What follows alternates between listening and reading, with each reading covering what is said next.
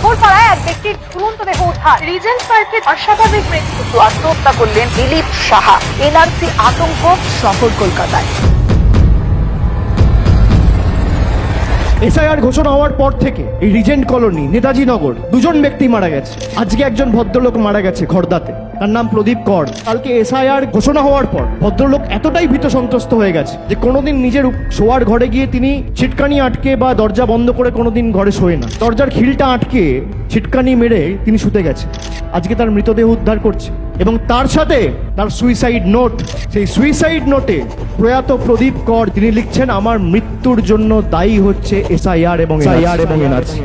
2021 সালে না জিততে পেরে, এনআরসি না করতে পেরে এসআইআর এর মাধ্যমে ব্যাকডোর দিয়ে এনআরসি করার একটা প্রচেষ্টা আমরা হতে দেবো না। সারা বাংলার একটাই এখন স্বর, জাস্টিস ফর প্রদীপ কর।